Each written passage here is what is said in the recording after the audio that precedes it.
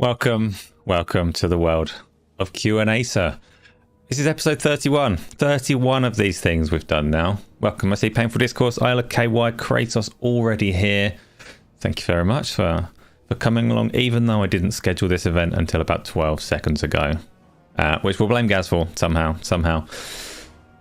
Today is going to be about things. There's things happening. It's going to be an episode where we talk about some pancake games. We talk about some virtual reality games. We talk about maybe a little anti-capitalist ranting going on from some of this Microsoft stuff that's been happening. Dodge is here. Joe's here. Welcome, everyone. I can't believe you're all already here. Thank you for coming along to talk to me about the stuff we're going to talk about. But before we do, word from our sponsor. Is it ready? Our sponsor is, of course, Game On Daily. The website, platform, YouTube channel, social media presence, brand that you should be a part of. It's brilliant, and no Dodge, you're going to enjoy a little anti-capitalist ranting. You'll see. It'll be fun. Game On Daily, though. Proper capitalism. It's going to make loads of money. Honest, one day. Actually, it makes absolutely no money, but it's a site that's going to be brilliant in the near future, hopefully. So please do check it out and start using it after the show. For now, though, let's get into it. Let's start it like we usually do. So I see plenty of people here, plenty of people to tell me exactly what you've been playing. I actually completely forgot one of the games that I've been playing, and so let's sort that Name the Dark Knight in chat there. And I must confess that I have been playing a little Fortnite this week. Where did that come from? How did that happen, Darge? How have we ended up playing our children's favourite game? How are we playing Fortnite? So, top chat, Painful Discourse, you are a hero. Speaking of heroes, well, you're not a hero if you get these things right. As you know, every week, almost every week, I pick a custom background and a custom OST and see who can figure them out. This week, I would say the OST, the music that's playing, is very difficult, and I don't think anyone's going to get it. The background, I would place it around it's a moderate difficulty, and I think someone will get it. Generally, with any kind of trivia question, like if you know the answer, it's easy, and if you don't know the answer, it's hard. So it's a weird thing to kind of quantify difficulty, but I don't think anyone's going to get the OST. I wouldn't get the OST. I don't know where it came from. Dark Knight has smashed the background already. Precisely, it is Doom 3. He's not taken a wild stab at the IP. He's gone for the precise game. It's Doom 3. I have my diligent assistant over at the other desk tapping away, and hopefully no demon invasions as we go. What do you win? Just even more of my affection, Darge. Even more of my affection, which is a lot. It's a lot. Games though, Wayne's here as well. Welcome. Feed me. Tell me what you've been playing. So I've been playing Fortnite, and I know that Dodge has been playing Fortnite because I've been playing it with him, and that's kind of surprised me. So if you haven't had a look at it on since they did the recent update for like Dodge's Unreal Engine 5.1, they are, as always, using Fortnite as a kind of showpiece for what the consoles should be able to deliver using Unreal Engine. And it's actually impressive now. Visually, it's still got its cartoon style that it's always had, but there's a nice amount of detail. Things like the way the grass sways when certain effects are going on and stuff like that. And there is quite a lot of that grass. Darge, we didn't record it, we didn't broadcast it. You don't need to tell anyone that we were terrible. So Fortnite, me and Darge we were quite good actually. We did plenty of the killing and the jumping, but visually it's quite a spectacle. Technically, it still stands above the likes of Apex Legends and things in that we were playing the zero build mode, so you don't have the material farming and the building of structures and things, but it still has a certain amount of destructibility around the environment that is quite fun. And I was quite surprised when I set fire to a barn and watched the fire gradually spread and take out all of our cover before we gloriously killed our opponents. Probably nobody had to see. We're going to go with that. That's the story, Darge. The barn burnt down. We jumped out and slaughtered everyone that was encroaching on our territory. Actually, surprisingly, an impressive game, Fortnite. So if you're into your multiplayer, much as it is a pop culture shit show with horrible music everywhere, people doing their stupid emotes and paying for their pop culture skins. but there is a good game at its core. Even the gunplay and the movement feels nice. So I'd actually recommend a little bit of Fortnite if you like your multiplayer. I'm sure most of you have tried it before and know what it's all about. I've also been playing. I'm still cracking through Horizon Forbidden West and quite enjoying it, actually. The story still took some weird beats that I'm undecided on, but the moment-to-moment gameplay in Horizon Forbidden West is fun to me. I like the combat. A lot of people don't. A lot of people criticize it, but so long as you're sticking to the bow and arrow, I find it quite fun. The melee combat is a weakness in that game, in that it's almost a completely non-viable branch of combat. So they've fleshed it out since Horizon Zero Dawn. They've fleshed out the melee combat quite a lot with new combos and abilities and things that you can do. But all of it feels fairly meaningless because it never feels like the correct approach is to actually get up close and use the melee abilities. So that's a bit of a strange one. But it is a good game overall. Again, my verdict may change when I get a bit further into it. But there it is. Pyro porn. No, regular barn burning. Good times though. Painful Discourse, you've been playing a tiny bit of Halo, but Tim's not here this week. I think you mean no time this week, but you capitalized it, so maybe you do mean no Tim this week. You're right that Tim isn't here as yet. Maybe Tim will show up, maybe Tony will show up, maybe all the missing people will show up. There's no expectation from me, especially when I didn't mention that there is a show today until about 5 minutes after it was due to start. So I'm well impressed that you're all here. Really impressed and grateful. So thank you for coming along and talking to me. But do talk to me. Tell me more about what you've been playing. I've played a couple of relatively well-known but not huge virtual reality games as well that deserve a little bit more attention than I give them. One of them is Pistol Whip. I'm sure most of you have heard of Beat Saber. That's like the most famous rhythm game in VR where you have your sabers and you're slashing your blocks and stuff. Pistol Whip is possibly a better game overall, because it's just great. It makes you feel all like John Wick. So Pistol Whip is another rhythm game. The level's kind of scrolling by you the whole time. Enemies are appearing all over the place. You've got like a nice selection of music. Couple of different styles of music in there, but quite synthy for most of it, not all of it. Some of it's recognizable tracks and all the rest of it.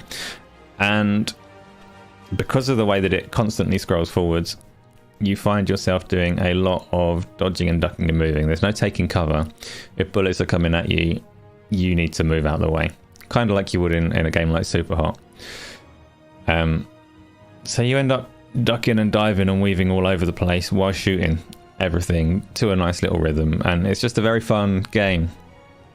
So it has been announced for PlayStation VR2. I will talk later in the show. I'm going to talk about the PlayStation VR2 launch games and what I think of them.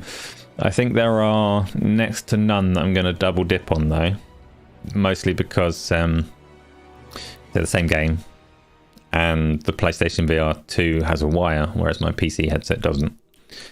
So the PSVR2 I'm getting more so for its kind of exclusive games and things like that, and it will have a fair catalogue that's not available on the PC. Anything that is available on the PC, I won't double dip. Anything that is available just Quest Native and PlayStation VR, I'll get on PlayStation VR. So it's not simple, the whole VR ecosystem and what games there are and where I'll play them. But yeah, we'll dive into that a little bit more. No VR games are known. Darge, they just announced today that Gorilla Tag, which isn't even on any platform, made $26 million in microtransactions. VR is where all the big money is. That's not true. VR is not where all the big money is. But there are cases, there are people playing these things. Your nephew plays it. Your nephew tells you it's brilliant. You should trust your family and just accept that VR is brilliant and you have to play it. Also, you really should, because the more people I know that get into VR, the more fun it is, because there are so many social experiences, so many things to get on with, and it is different to sitting in Discord while you play a pancake game. Massively hope more people get it and play games with me. It'll be loads of fun. Pistol Whip trailer, just so you can see how colourful it is. You can't really convey what it's like to play this by bringing up a trailer, but nonetheless. Oh, they try. They've got a little mixed reality weird trailer. and this doesn't capture the vibe of the game at all. But hey, VR is difficult to convey on a flat screen, so I appreciate their effort here with this trailer. It's tons of fun though. I was well surprised playing this. I don't know what kind of inspired me to give it a try, because I've had it for a long time and never got around to playing it. I don't really play Beat Saber either, because they're like smaller experiences and not really what I'm typically looking for. But I put this on just to record a little bit of footage for reasons, and ended up playing it for like an hour and a half because it's great. And I ended up it's not a treadmill game, but I was standing on that thing anyway for the sake of space and convenience, and there was just like spray of sweat around the room because I played it so much, and it's quite an effort. VR's brilliant and everyone should do it. Welcome, Patrick. Welcome. There was a question there. It's pretty much super hot. No, KY, it's not. It's not super. I don't actually like Super Hot as a game. It gets a lot of attention as one of the premier VR games. I don't actually think it's that brilliant, but I'm still bitter about the very first trailer when they announced the pancake version of it. And it kept flashing up, super hot, super hot, super hot, all through the trailer, and I freaking hated it. So I never forgave Super Hot for that and forced myself to not enjoy the VR version. But no, Pistol Whip is a very different vibe to Super Hot. Very different, much more energetic. Maybe it's like Super Hot with good music. You can call it that. So, one thumb, yes, Darge is one thumb. Isla makes good thumbs, Darge cuts up his thumbs. Them's the difference. He's got a nasty slice out of his thumb from. That's his story to tell, I suppose. But I've seen the pictures. It's grim. Anyway, what else? The other one that I've been playing, and this might surprise you as well. I've been playing Walkabout Mini Golf, which is just mini golf in VR, and it's great. So play Walkabout Mini Golf with me as well. It's little description necessary, really. It's mini golf as you know it, with more advanced, sophisticated courses because they're not real. So you can play around on a spaceship or I don't know, whatever they can think of. VR golf, Darge, VR mini golf to be precise. It does have like a driving range, but I didn't play around with that. And it's literally mini golf, and it's really, really good. Sell it to you. If you like mini golf, it's mini golf, and you can play it with me.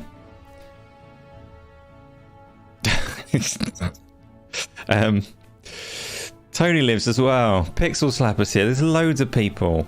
Loads of people that aren't telling me what you're playing though. This is what I'm playing. I want to know what you're playing as well. I've also, another one I played in VR was a game called Rival Rides, which is a theme park multiplayer competitive thing that comes out next Monday or Tuesday. It comes out on the 24th.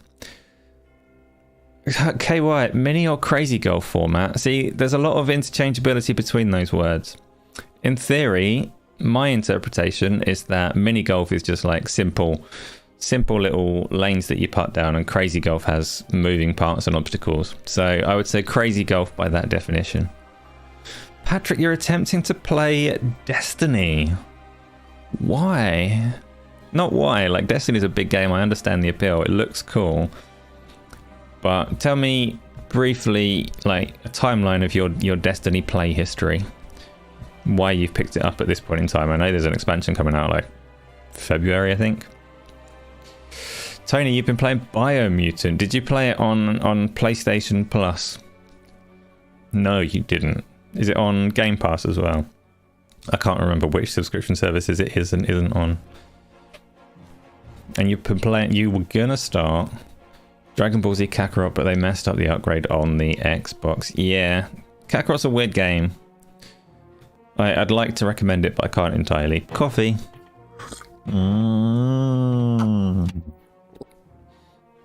Eileen, you were thinking about playing The Sims. You told me something that you were playing. What were you playing? You were playing Roller Coaster Tycoon. That's an unusual one to bring up. And Darge is yelling Super Lucky's Tale, but I don't think he's yelling it because he's playing it. I think he just likes to every now and again yell things. Kratos is a fan of Destiny. So Kratos, are you a current Destiny 2 player? I used to like... There are certain things that I wish were slightly refined on Destiny, and every time I think about playing it, I see something like a pre-order bonus for a special gun or something like that, and I remember what kind of game it is and keep myself clear of it. Pixel, you got Biomutant pre-order. You're a mercenary. So Biomutant came out on the EA PC subscription service, so I've had it since it came out through subscription service, but never got around to trying it. The looting in Anthem made you want another looter that's not Borderlands. Patrick, have you recently taken up Anthem? Anthem is like a big story of missed opportunity. It could have been good. But it's one of those, I don't know. Chasing the live service model is a risky game. Rough stream? Tony, what do you mean? Tony, you know I'm sensitive. It went wrong. This happened last week as well. I'd just been talking away and I didn't notice that it had stopped. So, I don't know how much of that we missed. But it was brilliant. Like, the stuff that I was saying was really funny and intelligent. Like concise, eloquent, well said, but pretty strong points made. So, no, I can only apologise that there was all that buffering there. I don't know what you missed. There was a bit of Destiny talk, a bit of some other stuff. I'm sure it was great, but it's gone forever now. So, too many viewers is crashing. That's definitely what's happening here. It's an odd one, actually. I was a little concerned because obviously there were 2 crashes during the stream last week. It's not obvious if you weren't here, but it's obvious to me because mistakes and errors stand out and haunt me. So there were 2 like significant breaks, mess ups in the stream last week, and I wasn't sure if the same thing was going to happen on Go Live on Saturday. Really, I should have done a whole lot more streaming to test the setup and see what was going wrong. Go Live was smooth sailing, but we've already had 1 crash today, so maybe there's something up with this particular Doom 3 presentation and the things that I do here. If it does freeze again, please bear with me. It won't last more than a few seconds, and we'll be back. Wonder what did that. Pain in the ass. Anyway. It was, Patrick, probably Nobel Prize winning material. So there's a handy reminder. If you are here now and you know this show, then you're aware that that is quite a free-flowing conversation. You stick things in the chat, and if I catch them well enough, then we'll talk about them. You can talk to each other, you can talk to me, we have a nice little conversation. But if you want to make sure that your question is addressed, not necessarily answered, but at least addressed, then pop it into the Q&A box, which is not a feature that I've invented. It's a YouTube feature, Q&A. At the end of the show, we flick through all of the questions that are dropped into that little box. And yeah, you get some kind of response at the very least.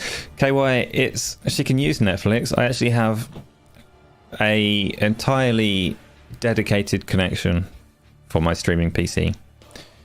So I've got a wife, I've got 2 children, and they do like to use the internet, and that wasn't very compatible with the nice professional live streaming that I do. So I actually have an entirely dedicated second connection to hold this show up. So if it goes wrong, it's upsetting. RWK, welcome. Thank you for checking out the show. We're having a great one. There's only been 1 technical issue so far. Hopefully there will be no more. My VR is updating in the background. Tony, my VR is not allowed on this connection either. Oh, or is it? Good point. You could be onto something. Is the story of the thumbnail not fitting? Wait. Is the story of the thumbnail not fitting interesting enough to tell you live on air? What story? What? I don't understand the question, so you can elaborate on that, and we'll talk about it.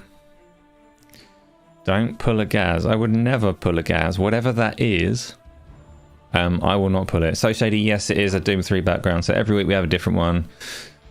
This week is Doom 3. Next week will be something different. Last week, I can't even remember what last week was, but yeah, it's something that I put too much time into. It's a little bit of fun. And well done for guessing it straight away. The dude in my background is watching. Yeah, KY, I think you're right, because he's clearly not actually working. Nobody works that diligently. He's not taken a sip of drink. He's not looked away from his monitor. He is pretending to type and watching some videos. You're right. Kratos, there will be no auto-tune. So GaaS uses the Go XLR for his auto-tune. I have a Go XLR sitting beside me. I could press the button, I could sing, I could auto-tune. But I'm a decent human being and I'm not going to do it. Might hit the beat button though. Patrick's studying. Yeah, exactly, Tony. Exactly. You know the websites. I don't, but you do. So, should we go on to some topics? Should we talk about some things?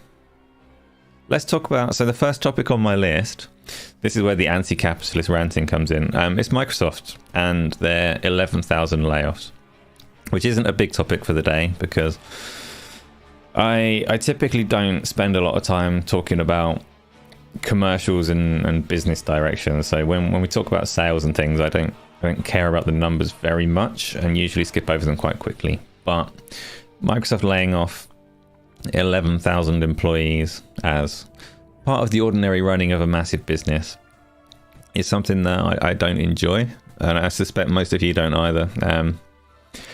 It's weird to witness because I suspect a lot of people here, most people have been involved in redundancies from one end or the other, either from being in a position where you need to let people go from a business, or in a position where you or your friends or your colleagues are being let go, and it's not nice, and it's kind of inhuman to me. Inhumane is the word, but I'm going with inhuman and because I want to. I find like I'm not a capable, nasty person. Businesses do this kind of stuff, but people don't, and small businesses don't do this kind of stuff. And if you have any kind of human connection with people, it's really, really difficult to employ someone and then stop employing them. And to be on either end of that relationship is a horrible thing. So for Microsoft to be letting people go, and obviously not just Microsoft, like Amazon are doing it, other big businesses are doing it, but for big companies to just say, hey, we don't need these people anymore, let's just chop it and let them go, you have to have a certain distance from those people. So the people at the top of Microsoft have no human connection with the people that they're letting go, and nothing will convince me otherwise, which is a nasty situation. And I'm not naive. I understand that this is the way big corporations work. I've been in them. I've been on the end of it. But it's a horrible thing to witness. And when you see Microsoft, you can't ignore the fact that they're spending $70 billion to acquire a studio, whilst also saying that they need to trim these people that work for them. It's not a good way for things to operate. So when you look at it's quite well established that when the FTC are objecting to Microsoft acquiring Activision Blizzard King, a lot of people level at them that it's an ideological reason that they're going for it, and that's a bad thing. But it's pretty hard not to see things like this happen and have no ideological opposition to what's happening is strange to me, because it's not nice. So that's all I really have. That's most of my anti-capitalist ranting going on, and I'm not it's strong. I'm not entirely anti-capitalist. I'm not going to go into a big philosophical rant on the show. It's not a political show, but I don't like that Microsoft are getting rid of people while spending so much money on things. But what do all of you feel about it?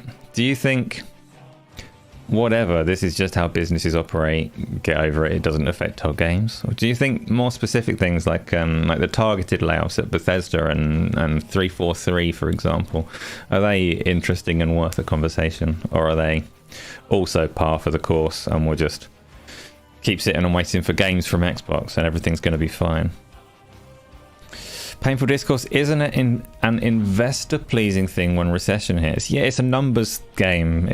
It does please investors to a degree if they're evil bastards, which most of them probably are. It is a numbers game, and I don't live my life in that way,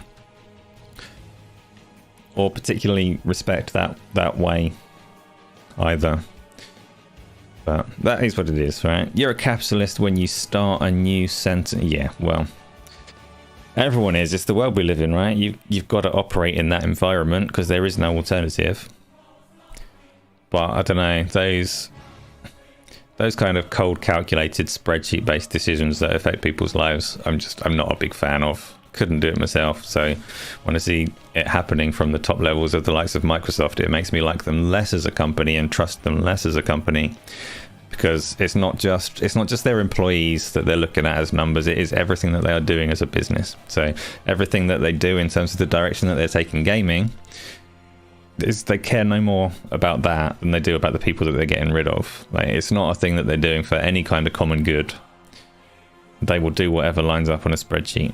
So people are asking for changes at 343. We've got them now. Will it help the studio make Halo better? 343 is a special case on either side of it. So like the 11,000 layoffs are mostly outside of gaming, right? It's not the Xbox division that are trimming 11,000 people, but 343 have been probably hit disproportionately in that they've lost, apparently, and it's only insider information, but they've lost about 130 people, which is quite a big chunk of people from that studio, and is probably a consequence of the performance of Halo. So I do think 343 is a slightly separate conversation to the general Microsoft direction, and you could argue that that game didn't deliver what people wanted, so there should be consequences or whatever else. What it means for Halo is, again, quite difficult to really say. It definitely has the community shaken up, but it is a community that was already unhappy, so maybe a shake-up isn't all bad. It's because Game Pass killed the global economy and Scalebound and Bambi's mum. I was there, I witnessed that. I witnessed Game Pass kill Bambi's mum. Dark Knight, you mean if you're purchasing publishers and ending up with 2 or 3 of a type of person in the same position, then there will be layoffs, but also the 343 thing isn't super surprising. So, Dark, that is true. Any merger and acquisition typically does lead to cold calculated layoffs in a way that kind of makes sense, and in a way that is coming with most mergers and acquisitions. The thing with ZeniMax, and assuming it happens, Activision Blizzard King, is during those acquisitions, those massive publishers were kind of left to operate with some autonomy. So the overlap should be small, because they didn't merge much of their functionality. But where it makes sense, like if you suddenly find you've got 2 people doing the same job and you really don't need 2 people, then I get that. Hopefully you can retrain them or accommodate them or whatever else. But what I don't get is how you can... It doesn't matter. I mean, there's been examples on Twitter of people who have worked at Microsoft for like 15 years, and as a consequence of losing this job at Microsoft, they need to find another job or they can no longer live in the United States. And that's like, as an impact on a human being, that's like, how can you do that to people? How can you do that just because of some numbers when you've got so much money? You've got enough money to employ the entirety of America for a while, I should think. But numbers game, shareholders, capitalism, it's the way that it works. And I don't need to like it just because it's happening. Could a lot of the layoffs be contracted? No, Wayne. None of them. They're all fully, they're employed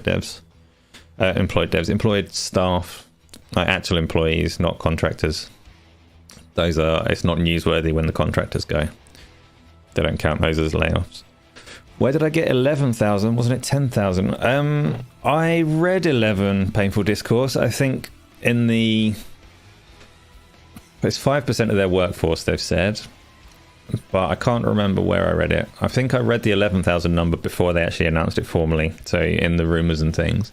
If it's actually 10,000, then it's 10,000 or somewhere in between those two. I don't know. But like you say, it's not a huge difference between them. Either way, it's a lot of people screwed over. Punty's here, welcome. So we go back to actual game talk. Even Halo 2 and 3 days, the online Halo community will matter. Oh yeah, so it's an angry community, for sure. I hunt animals, run Patrick, run. Good. So, next topic. While we're on capitalism, let's talk about Suicide Squad. And there's 2 parts to talk about on Suicide Squad. Again, not a major topic, but let's have a quick... I'm not sure if we can have a poll at the same time as the Q&A is running, but either if we can have a poll as well. Please ask people if they're looking forward to Suicide Squad or not. And that is also a question you can answer with words. So Tony's already saying that Suicide Squad is dead on arrival. Suicide Squad is from Rocksteady. It is... Rocksteady are a phenomenal studio that pretty much invented the modern context-sensitive combat system. They were at least... It's fair to say they pioneered it, the whole counter-attack, attack button, dodge and all of those kind of things. That might sound simple, it might sound silly, but the Batman Arkham games were the first ones that really did that, context sensitive to the degree that they do, and it is how almost every Melee game since that has functioned. So they're a phenomenal studio for that, and a lot of people love the Batman Arkham games, alright? Suicide Squad then drops that combat system, but people expect good things from it based on the pedigree of the studio, based on it being Rocksteady. Trailers look good, look like they nailed the tone. Should bring up a trailer while we talk about it. But this week, perhaps surprisingly, perhaps unsurprisingly, came rumours of, or not rumours, but confirmation that the game has battle passes. So evidence that the live service elements are full on. Not like Gotham Knights that launched with multiplayer, but never professed to be a game that they're going to keep supporting for a long time. So Suicide Squad has battle passes, which implies a few things. First thing it implies is that they're going to keep on asking for money forevermore. But hand in hand with that, if they're going to ask for money forevermore, they're also going to support it with content for the same length of time. And I say forevermore, obviously it could be a number of years rather than forever, but it's a proper live service game. And what do we think about that? Is that good? Is it bad? You're looking back from the future and yeah, Boobrum's going to win the vote. Even I'm going to vote it. No, I'm not, because if I cast a vote, chat breaks. So what do we think? Suicide Squad was facing an uphill battle the moment they announced that they were making a Suicide Squad game, at least in your opinion. You're cautiously optimistic for it. Yeah, so the characters, obviously, much like Gotham Knights, people want to be Batman in an Arkham game. I get that it's an uphill battle in that sense. I still hoped it would be good. I mean, the trailers and the gameplay and stuff, that's what I was doing. Suicide... What have I typed? I don't know what I've typed. The trailers and things made it look like it played a lot more Sunset Overdrive than Arkham Knight, which isn't necessarily a bad thing, but it's a big departure from what the studio is known for. Suicide Squad game trailer, because there's many movies with the same name. See if I can get the Batman one or whatever. Gameplay trailer 1 year ago, Flash and Burn. Yeah, we'll do the gameplay trailer. So a lot of things about it have looked good. The problem that I have with a game that is very forward with its live service elements. Live service elements can be brilliant. We've got several people here said that they're playing Destiny today, and people that invest all their time into a single live service game and just play that for hours and days and months on end, that's a fine way to play games if it's what you enjoy, but you can't do that with that many games. You can't play like Destiny and I don't know, Diablo is another live service one, and Suicide Squad, and have any time to keep yourself clean. I don't know. So they compete against each other in a horrible way, but that's not the reason I dislike them. There's always going to be too many things to play, and that's very much a minor problem. The reason that games as a service concerns me is that almost without fail, they lean on compulsion loops, which this is probably like the 6th show where I've mentioned compulsion loops, but they're a horrible, horrible thing in gaming. If I go on to Suicide Squad expecting a good time and a fun campaign, and it gives me daily quests and challenges, that's probably enough to put me right off the game. We'll see. Like, when you beggars can't be choosers, and if every live service game is going to have daily activities, then maybe I have to like it or lump it. But I don't know. Seeing that there's a battle pass raises certain levels of concern for me as to whether Suicide Squad is going to be. It's going to be a game or going to be a sinister, manipulative, hooky bastard. But what are we all thinking? I can't see the results of the poll. Who's looking forwards to Suicide Squad? Who was looking forwards to it and has had that dampened? Or who is looking forward to it even more because you love a live service game and you want to be able to keep playing and playing and playing and playing? which is perfectly valid if that's how you feel. Isla, you can still see Tony's question. Good, the questions are still there. We will get to the formal questions at the end. Don't you worry. Patrick, hate as much as you want. It is apparently a path to great power. Highly recommended. Let's keep whizzing through. Make it a short show today, right? Short show. Well, it depends how long I talk about PlayStation VR2 launch lineups. Let's talk about The Last of Us TV show. Non-spoiler discussion about that thing that I just said. So, The Last of Us TV show, episode 1, 80 minutes of it has been shown pretty much everywhere by now, I think, and came across quite well, I think.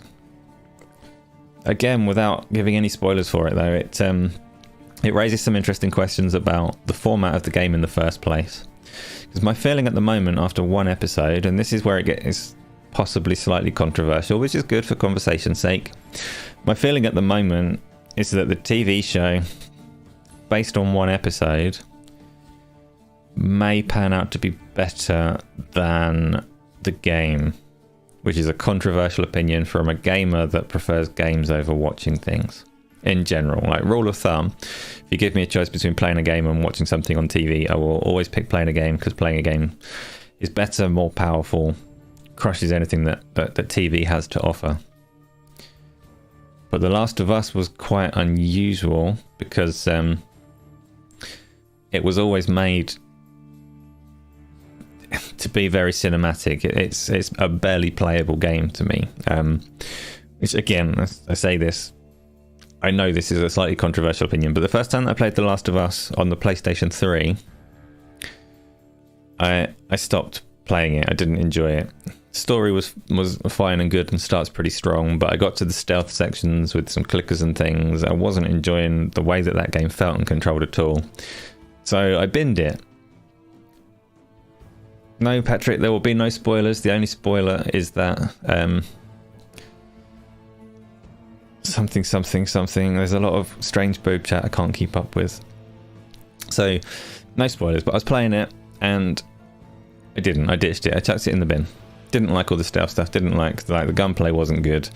It's super linear. It had terrible ladder puzzles, and I just gave up on the game. I played it again on the PlayStation 4 when it was updated to 60 frames per second, which made the gunplay a lot better, but still had terrible stealth and still had terrible ladder puzzles and super linear gameplay. But I played through it, came away from it liking it, because the story and the characters carry the game, and they carry the game really well. But it stands as an example, and always has stood as an example to me, where it's a game where the gameplay isn't what makes it good.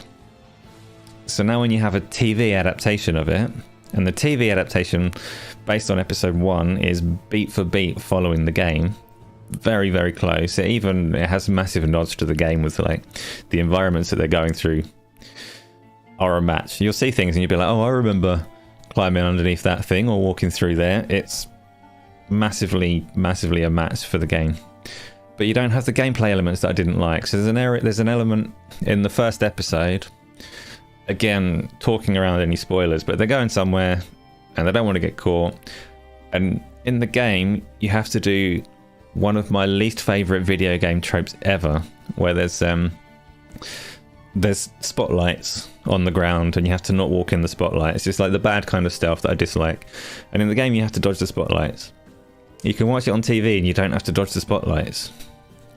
And that's, to me, a better experience, which is weird. And I've quite often said the other way around. There's certain things that are on TV, like the first Avatar film. I watched the first Avatar film and said, wow, it's a real shame that James Cameron has made a film out of this and not a game out of this, because he put so much effort into creating an enticing world that you'd want to explore, building up these factions that could have had interesting tales to tell, and then he told a really basic, quite shit story within this world. And it was a missed opportunity, because Avatar would have been great if he'd made it as a game instead of a film.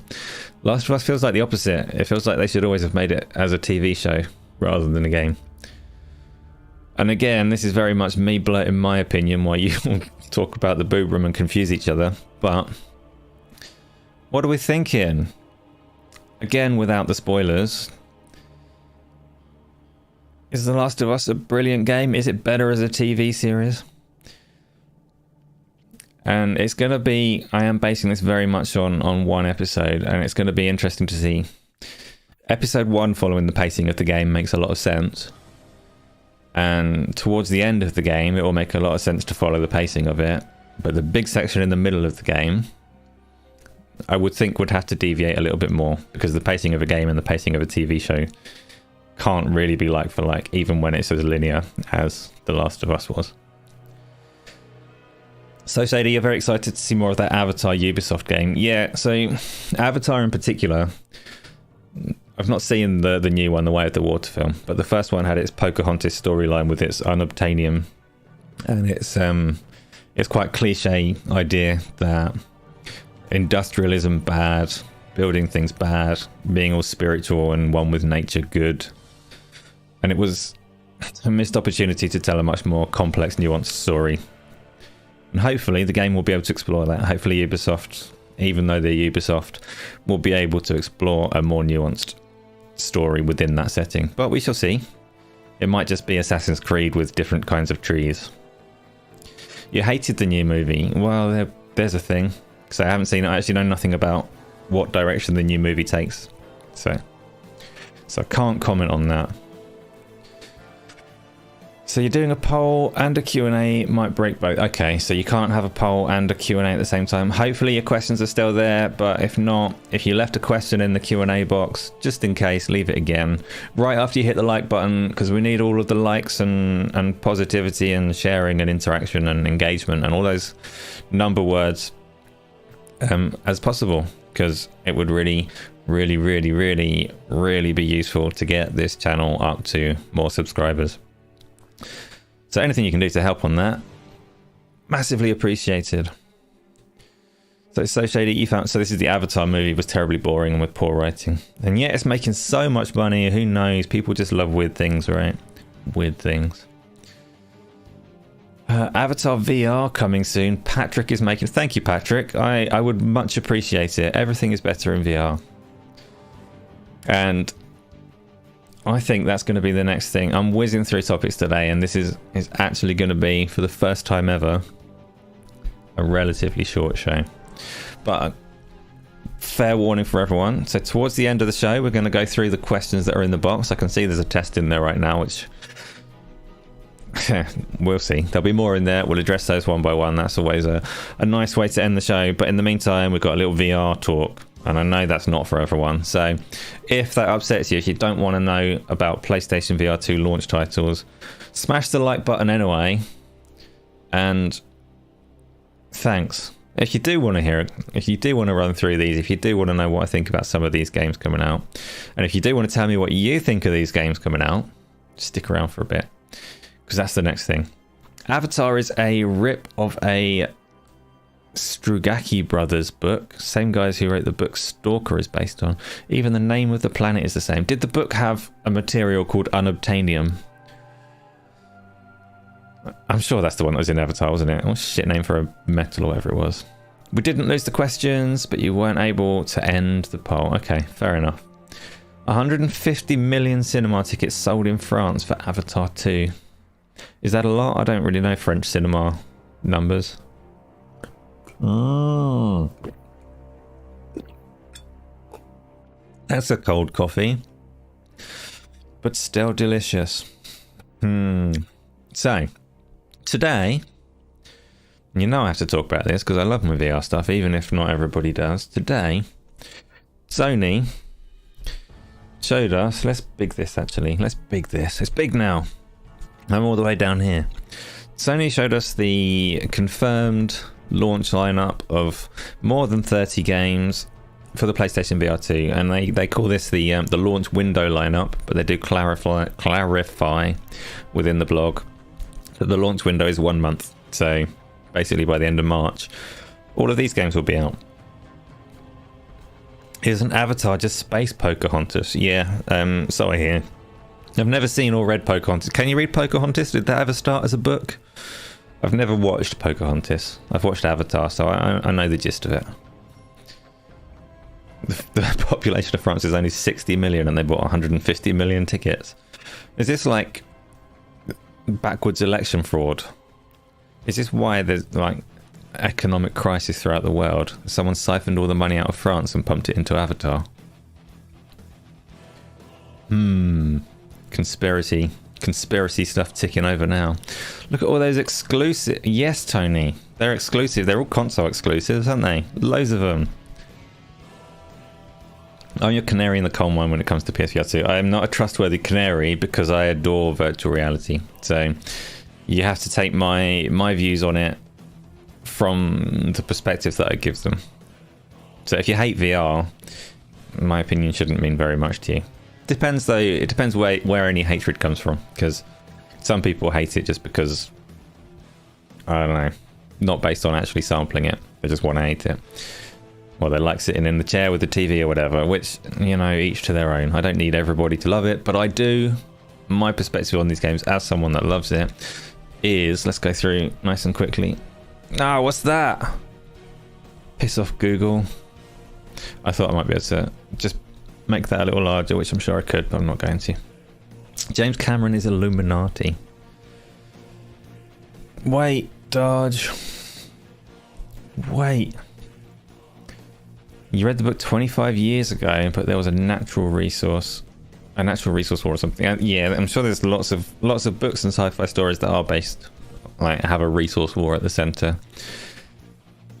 But I get what you're saying. When you die in Skyrim, everyone will throw down their headsets and run.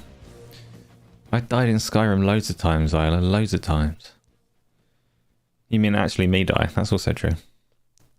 My passion for VR gives me the credibility. Yes, well, it's definitely like from a position of experience because I have played a lot of it. So let's see. Can I bring up? I'm not going to bring up all the trailers. Let's start off with the big ones that Sony want us to see. So within this blog post, it's not their first blog post, so this might just be the new additions, but within this blog post there are certain ones that have trailers. First one, oh no they don't, they have images.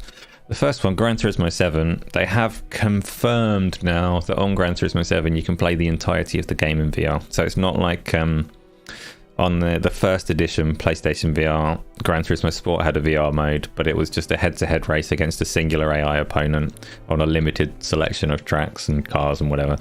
The Gran Turismo 7 VR is the full game. The only thing that you can't do in there is races that are designed for split screen, which I found it kind of amusing that they felt the need to clarify that. You can't play the split screen races in VR. Oh shit, you can't fit two heads inside it. Maybe if you had two really small heads and you tried to split screen in there, but that would be a bad idea. So you can play the entirety of Gran Turismo 7's campaign and all of its online modes in VR. Which Gran Turismo 7 is a terrible game, but not because of its driving. Gran Turismo 7 is a terrible game because it's sterile presentation and it's microtransactions. So let's get that out of the way before we talk about Gran Turismo. Like that is still true, factual, undeniable. It deserved all the stick that it got. But virtual reality is transformative for a racing game. It makes such a difference. So long as you can get through those sterile menus quickly and get into the driver's seat of that car, Gran Turismo 7 in VR will be brilliant. It will be brilliant. So I'm looking forward to that, and I hope you are too, because then we can race online. It'll be fun. My personal issue with Gran Turismo 7 is a long time ago, back in the days when Xbox One X was still a project. It was still Project Scorpio, and Xbox promised that it would support high fidelity virtual reality. That happened to be the point in time where I set up my racing wheel, my racing rig.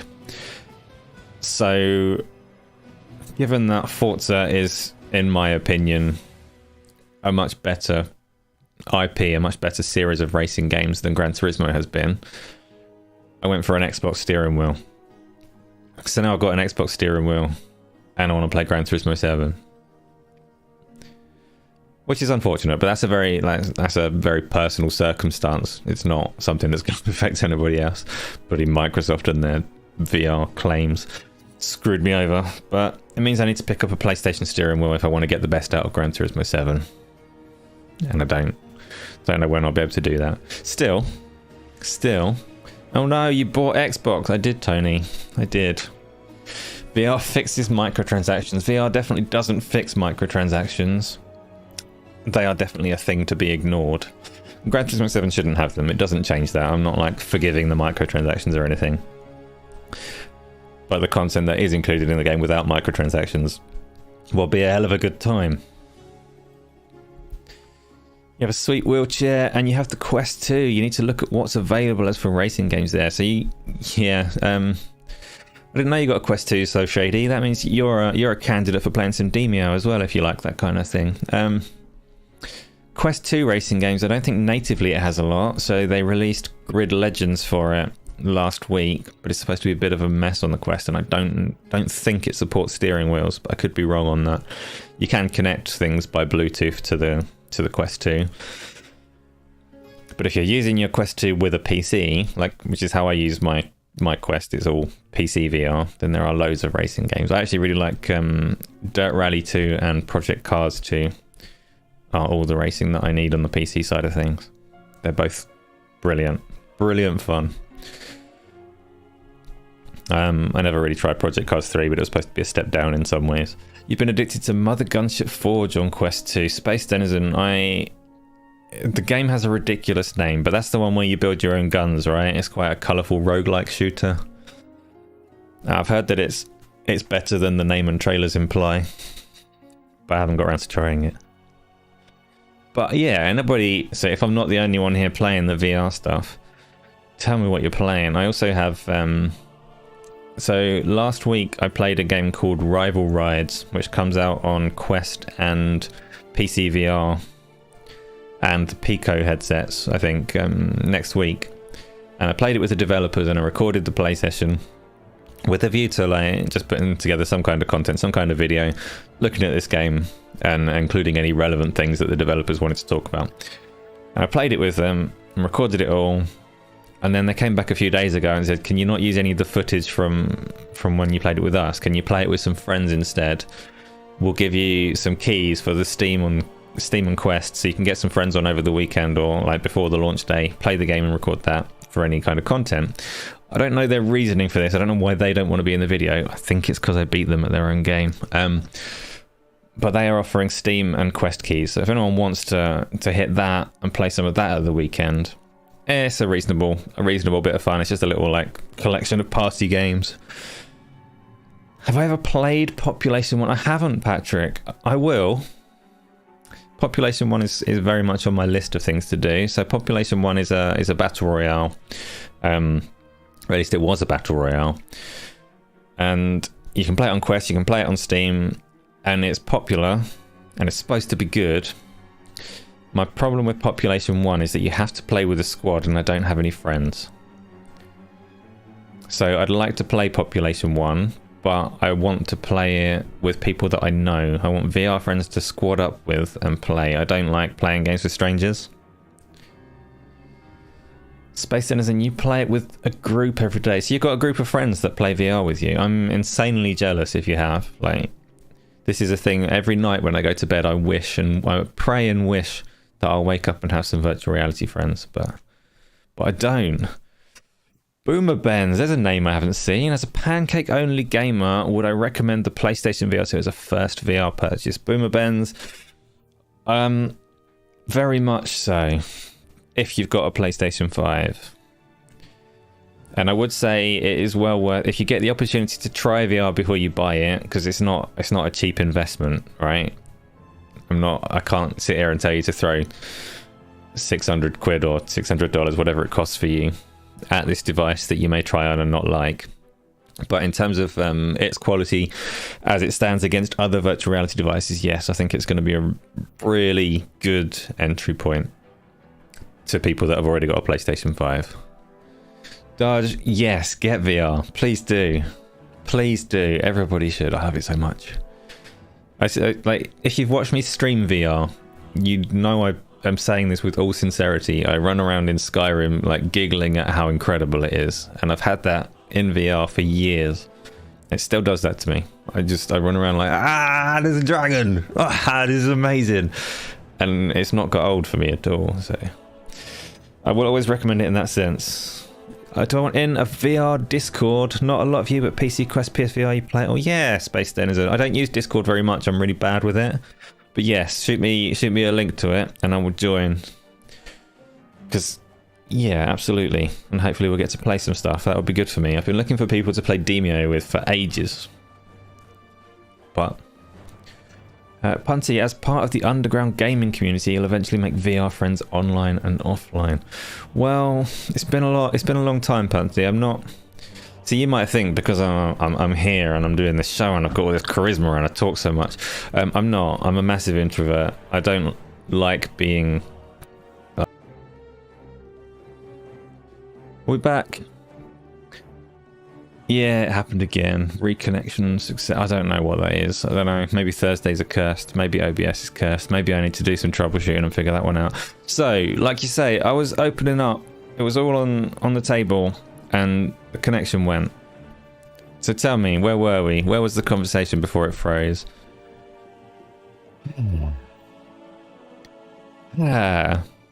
Again, these technical difficulties will haunt me. I'm going to have nightmares about this for...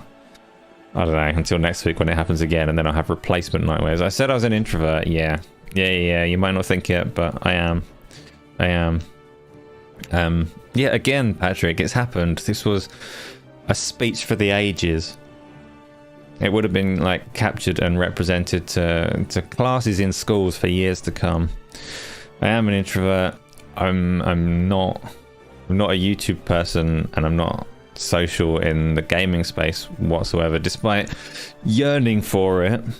Like, I really do want to play stuff socially. I get a lot out of it when I do it, but it's just not a thing that I'm good at approaching. So yeah, that's that. Open up to you again, Dad. No, I can't. That's a once in a lifetime. It happened.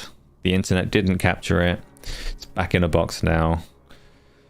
We'll move on. What else is coming out? Before Your Eyes. I don't know what this is. This one's got a trailer though, so let's find out what it is. Skybound Games. They're a good VR studio. What have they made? I can't remember, but they've made some good stuff.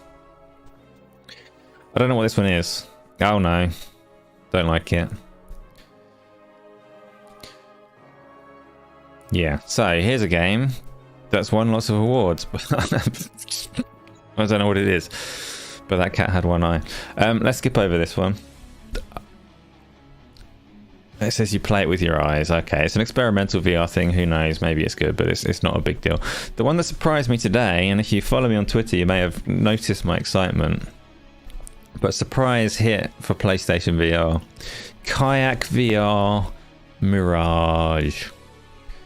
Does the link work in here? Space Denizen, I've got no idea. It's you can try it. If it goes pending, then I'm sure Isla will approve it for you.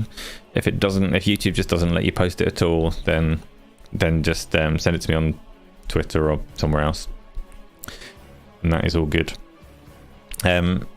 Kayak. See, this one I didn't think anything of. It's been available on the PC for a while, and it's looked very serene and pretty. It's supposed to be one of the like most visually appealing VR experiences around, but it is a VR experience more so than a game, or it had been up to this point. And you see in the start of the trailer, it's very much like you're on a kayak, you're paddling around, you're having a nice time looking at whales and stuff, but it's not like a game. And I know that canoeing in VR works really well, because there's another game called Phantom Covert Ops, which sees you as a spy in a kayak paddling around an abandoned military base doing like stealthy things. And I didn't like the stealth elements of that game because they're stealth elements, but like kayaking around worked phenomenally well. You can do it here, which is partly appealing because it works phenomenally well. But then I found out from this trailer that Tim Dog shared, presumably trying to be disparaging because he likes to be disparaging about VR as often as possible. But I saw that there's races in this game now. Races against other people in a kayak. And I'm like, holy shit, this looks amazing. Like, if this works well, if you can crash into the boats and have some fun and kayak around all speedy like, I really want this game now. And it's one that will work just fine on the PlayStation VR because it doesn't matter that you've got a wire there. So I'll be like having a great time. And I hope it's so successful that they introduce like a karting mode where you can get weapons and bazookas and things and start blowing up the other kayaks. It'd be so good. It'd be so good. If they don't do it, somebody else will. It's one of those things. The whole idea of boating, kayaking, canoeing, whatever you want to call it, is like an exceptional fit for sitting in a chair playing virtual reality. Sharp dodge. Like it's an exceptional fit, but you can't overuse it because there's not that many scenarios that justify sitting in a canoe. But if you can justify it, like Phantom Covert Ops does and like that kayak game does, then you've got an experience that's just like, it just works. It's so natural to sit in a chair and move using paddling. It gets around all of the issues with like motion sickness and nausea because you're not doing anything unnatural. You're on a boat, and it's such a great fit, and that game is suddenly really appealing. And I only learned about this one today, so I'm freshly excited about it. Canoe kayak VR Mirage, I'm on it. Also found out today, and this is one for people that haven't played VR before very much. Pavlov is coming to PlayStation VR 2, which has nothing to do with the dog and the bell and all the rest of it. Pavlov is one of the best shooting games in the PC space. The only thing I will say I'm not old enough. I'm not putting my age in here. It's embarrassing. 1900. That's pretty close to true. So Pavlov, the only thing I will say is it's quite heavily reliant on mods in the PC space. You can do anything in Pavlov on the PC. The PlayStation VR version will presumably be the base game. The guns in it are so satisfying to use. This game's going to be great as well. This is definitely one to play if you haven't sampled it. As you can hopefully see from the trailer, it's a bunch of fun. Gee, I love VR games so much. Like, you have conversations on Pancake Games about whether the auto aim on a controller is fair compensation for the responsiveness of like a keyboard and mouse, and which one's most like operating a gun and all the rest of it. You don't have that in VR. In VR, you're operating a gun. You point it at your opponent and you pull the trigger because you're no longer using a controller to replicate and mimic like real life interactions. Now you just do them. And gun games are an obvious fit. An obvious fit. Dodge wants to kayak. Dodge wants to shoot stuff. Dodge wants to know if he's getting a Quest 2 or a PlayStation VR 2. I would strongly recommend the PlayStation VR 2 over the Quest 2 if you have a PlayStation 5. Dodge, you don't have a PlayStation 5, so it's not so simple. I'm at least 30. Yeah, I'm quite a bit older than 30, but yes. Yeah, that's a game I'm looking forward to. What else is worth looking over? I'm not going to go over all of the games. Thumper, no, not talking about that. Tell you what, let's switch it around and say, oh, Creed is fun. Creed is it's not like a boxing sim, but Creed is going to cause some people to smash their living rooms. Promise it will. Because you can't punch without smashing stuff. Are there any games on the list of PlayStation VR games, which I'm just getting back to? Here comes the list. Let's see if I can make it bigger. Right, nice and big. Wrong button. Are there any games on this list that anyone has any questions about? Like, you don't know if it's good, you want to know why it's interesting or why it's not.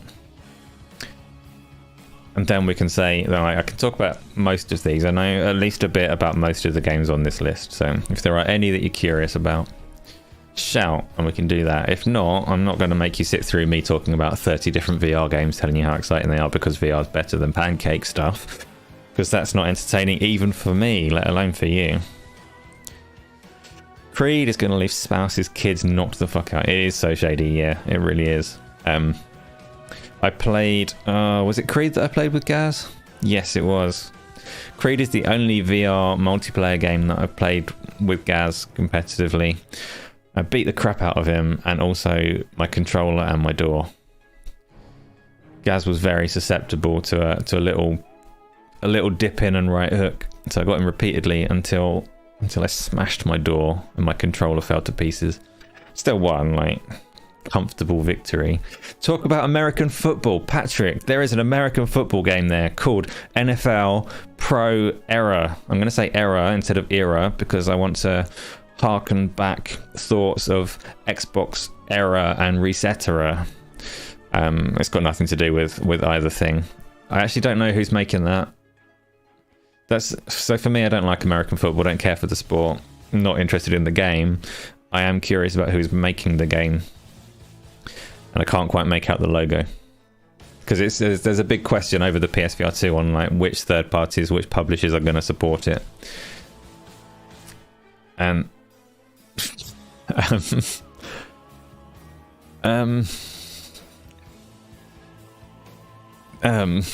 no, I can't with that. I'm trying to scroll that chat away.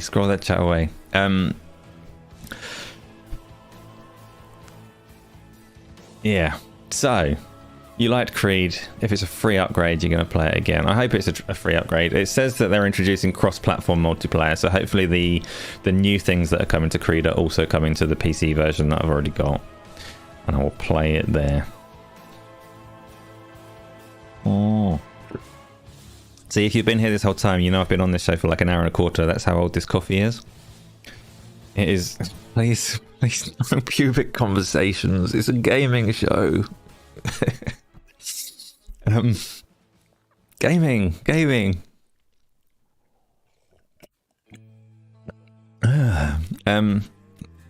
We can talk about like hair rendering technologies if you want. But it's got to be video games. Alright, I'm zooming this back out. So. You're bringing Speedos back this summer in Ibiza. Okay. Gaming.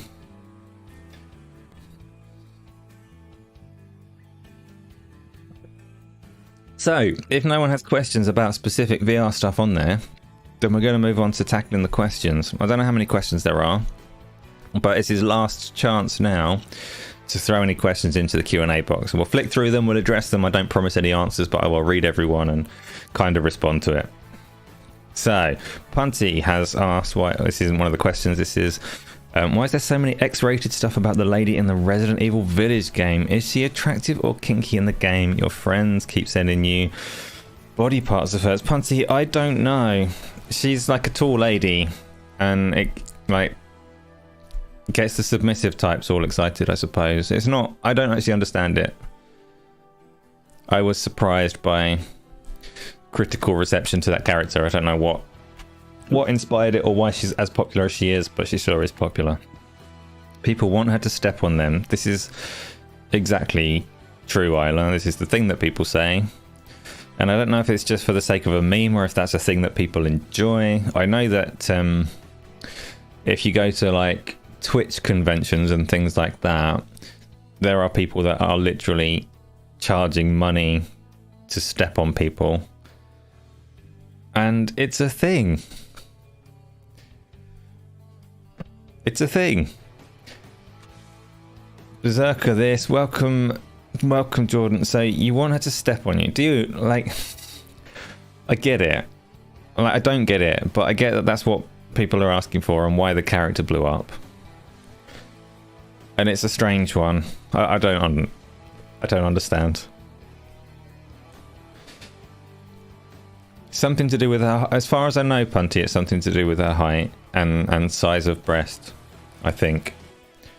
And yes, virtual reality, Resident Evil 8 will be fully playable in VR.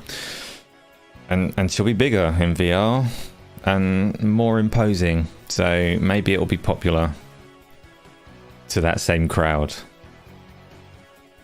Maybe that'll create some awkward scenes for people to walk in on. I don't know.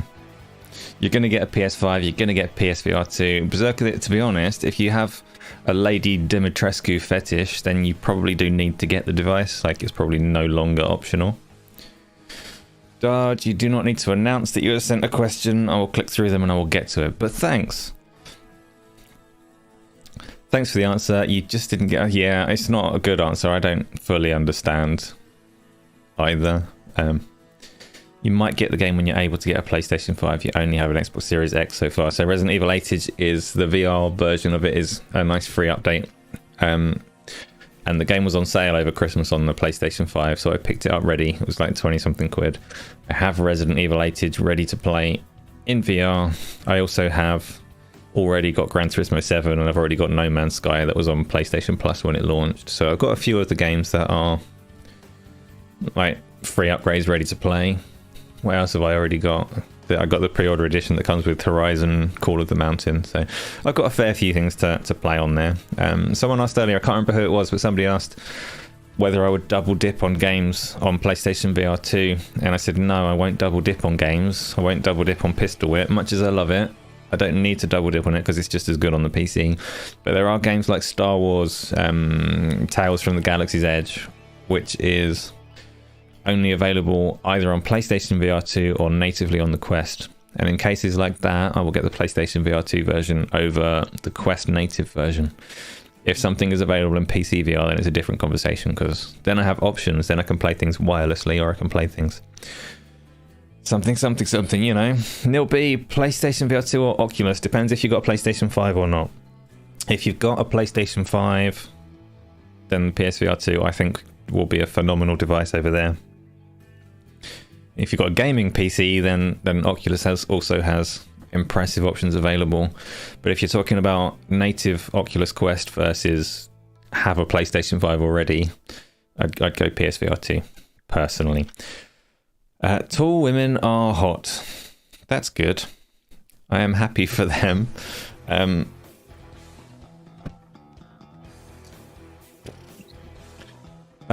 not the person to lead the fanfare for Lady Dimitrescu. I witnessed it from afar and was like, oh, people are weird. But good for them. Patrick's wife is 10 feet tall, and suddenly I've changed my mind, and I would like Patrick's wife to step on me. I understand Lady Dimitrescu. Patrick, I'm on my way. Strong as an ox. See, the stuff that Patrick is saying, though, is why that character is popular. And the stuff that KY is saying is not. So, any other games to mention, to talk about? No, let's go on to the questions, shall we? No, we don't do clips. YouTube is not particularly good for clipping anyway, so that's fine. There's Demio. I really want to play Demio. VR people, get me into Demio, please. Please. Questions time. Are there any good escape room games in VR? Question from Joe. So Joe, if you're still there, I've forgotten the name of it. When VR was new, there were a lot of escape room titles that came about, and there's a spy one. It's like Live and Let Die or something. I cannot remember the name of this game. I need to find out. But it's got a sequel. Does anyone know which one I'm talking about? Clip the Nip Slip. I'm pretty sure, Painful Discourse, that there was no such slip. I Expect You to Die. Thank you, Isla. I Expect You to Die 1 and 2 are very, very good as sit-down escape room style games. So you're not escaping a room, as you're not in most escape rooms, really. But it puts you in various traps and scenarios, and it's quite light-hearted, Bond-themed. Yeah. Those are quite good. I've not played the second one. I played the first one. If you're looking for escape room type stuff, those are the ones that I would recommend. I'm not sure if Joe's still here, but that was quite a good answer. Let's go on to the next question. I've clicked something. AMD 3D Ryzen or go with Intel i9? Tony Okami, I don't know. I would suggest... I very deliberately don't follow processors that closely, because if I follow technology like that in terms of benchmarking and price performance, then I get tempted to upgrade when I don't need to upgrade. So I need to keep like a sane distance. Let's go back to get some Doom 3 back. I need to keep a sane distance from these metrics. So you asking me to give you that information is a terrible, terrible trap that I can't step into. You're going to have to look at prices and benchmarks for yourself. Both of them, in terms of, like if you're looking at graphics cards, I can clearly recommend one over the other for various reasons. If you want to create content, if you want to stream and things like that, then you have to go Nvidia, really. Like it's a night and day difference in terms of quality. It's not the same in the processor space. Both of them are pretty much more or less equal. So look at the price of performance at any given moment and get the one that suits you, and you can't go wrong. Evil with OST has some serious...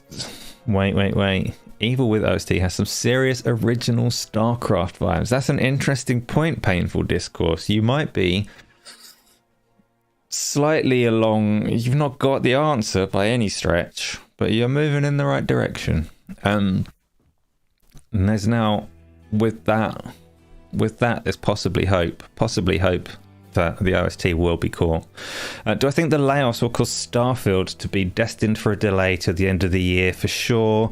No. Wait. Now, if it wasn't before. No, Punty, I don't think the layoffs will have any direct impact on Starfield. It's too late in the day for that. Starfield is on a course, and it won't be altered by today's layoffs, I don't think, personally. And that's not me saying that it's going to be any particular day. I don't know whether it's been delayed past June or not. I've heard so many wildly different bits of speculation from insiders that I couldn't tell you one way or the other. I still hope that it does come out sooner rather than later, but I don't know. But I don't think these layoffs will impact it. Next question. I don't know how to get the next question. So... to Darge Knight, will AMD or Intel be able to allow you to keep your hair? Only Sammy can help you. It's not StarCraft 2, no Painful Discourse, and no, it hasn't been guessed, and no, I didn't anticipate that anyone would be able to guess. So it's quite a difficult OST to get this time. Will Patrick accept your proposal? Of course. Peter Morland, no worries, you've caught the best part of the show. We're just running through the closing questions before the end of it, but you're in time to hit the like button, which is all we need. No, it's all good. I appreciate you coming by. For as much or as little of it as you can is all cool for me. If PlayStation VR2 fails, how long will it take Sony to start selling VR sex games to recoup its losses? KY, Sony will not do that because they care too much for the image. They don't sell regular pancake sex games, right? Like, this is something over the they clamped down on fairly hard. So don't anticipate VR sex games. And don't anticipate that happening if the device is a flop either. I think they'll just drop it and run if that happens. Patrick, you were changing a diaper. What proposal? I don't think you've got the proposal yet. I think Tony is trying to pluck up the confidence to propose something. And I think I've instilled that confidence in him, so you're going to get it. Oh, did we stop again? Have we had 3 technical difficulties in one show? So, that means we have to loop back to sex games. I'd really rather not. No, I don't think so. Sony clamped down on pancake sex games. I don't think that they are going to have VR sex games at any point in time, whether the device is a success or not. Next question.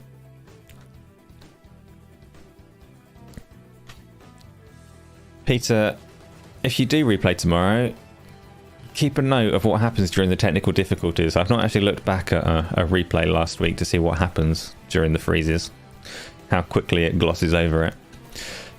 A question from Darge. Asa, are you looking forwards to Sons of the Forest? It looks incredible and you feel like our friendship could develop further in that game world together. Darge, I wasn't and now I am. Thanks to your words. I'm very much looking forwards to our friendship developing further in Sons of the Forest. Sony doesn't have sex. Is that where I paused? That's a fine line. PlayStation is a sex machine, won top place past years. That won't change with VR. Not for... No, Tony, I know what you're talking about. You're talking about the notorious Pornhub stats. I don't actually know the specifics of that stat, except that there was a lot of PlayStation users using their PlayStation to browse the internet. Didn't even know the PlayStation has a browser, being honest. Does the PlayStation 5 have a browser, or did Sony cut that off as well? I don't know.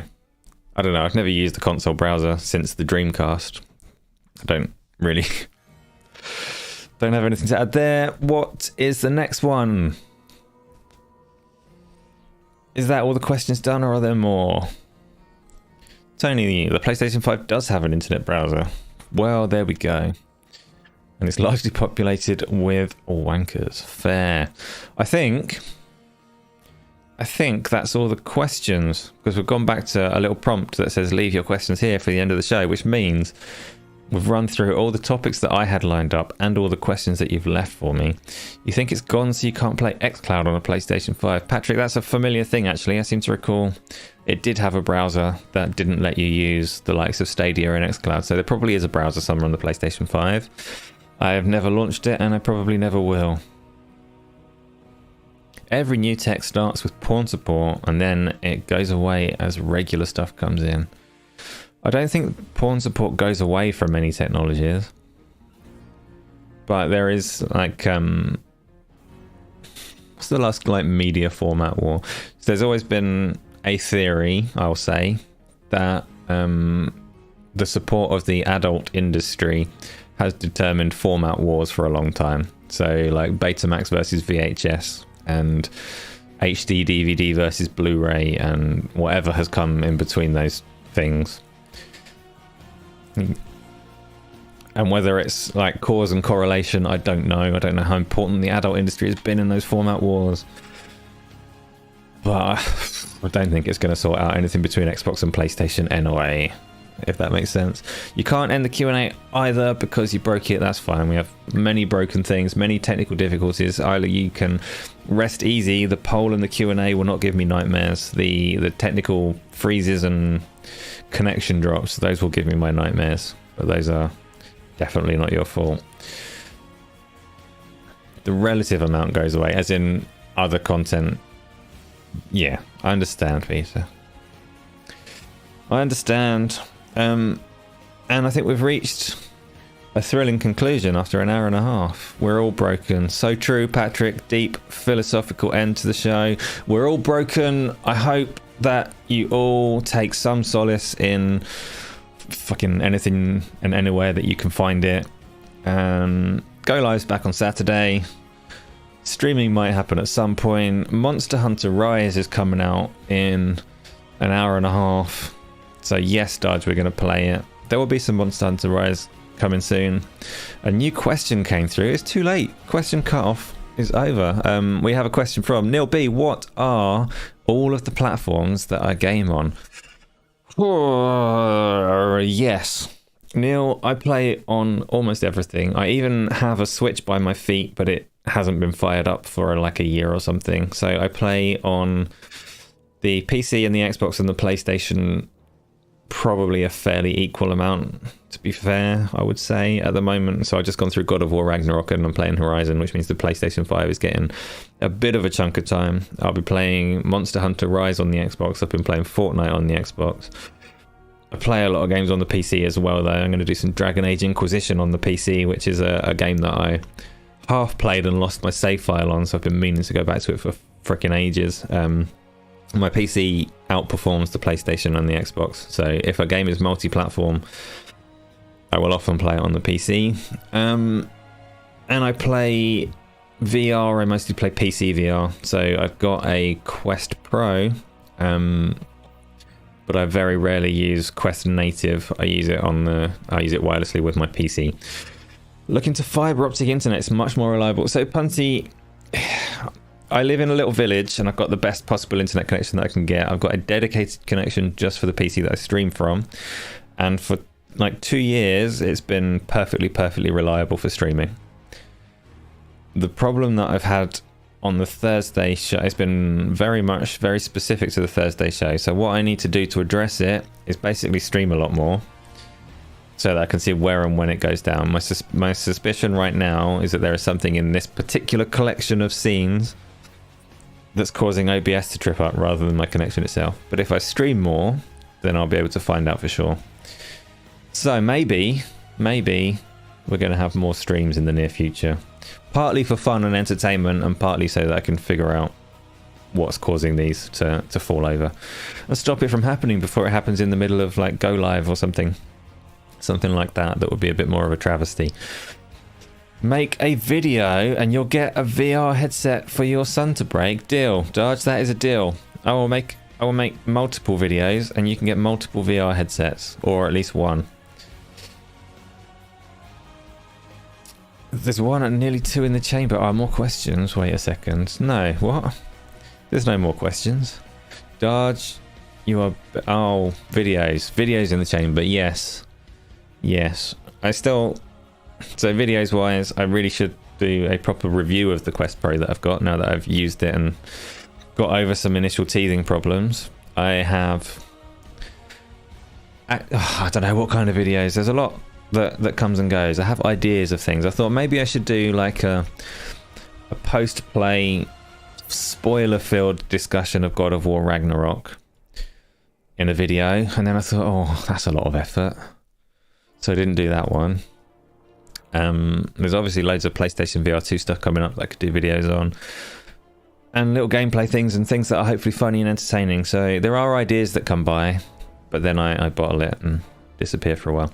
So maybe some videos are coming soon, maybe some streams are coming soon, definitely shows as normal, definitely well wishes that you all have a good time and play some good games. In the meantime, I'm going to say again, thank you very much for coming and checking out the show. Please do check out the website as well. Smash the like button as many times as YouTube will let you. Try and leave it lit up so that it stays as a nice healthy like. And I will leave it there and see you next time. Yeah.